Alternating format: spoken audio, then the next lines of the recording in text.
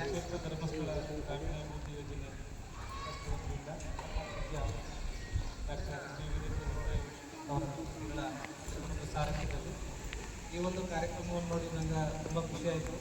Specially team ನಮ್ಮ ಸ್ಕೂಲಿಗೆ ಬಂದಿದೆ.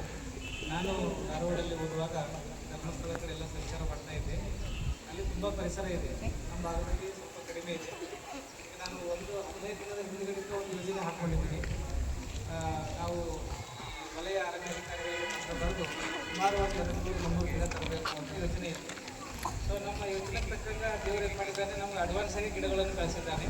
ನಮಗೆ ಅವರಿಗೆ ಧನ್ಯವಾದಗಳನ್ನು ಮತ್ತು ಇದೇ ಥರ ನಮ್ಮ ಶಾಲೆಗೆ ನಾವೇನು ಗಿಡಗಳನ್ನು ಕೊಟ್ಟಿದ್ದೀರಿ ಅದನ್ನು ರಕ್ಷಣೆ ಮಾಡ್ತಕ್ಕಂಥ ನಮ್ಮೆಲ್ಲರ ಮೇಲಿದೆ.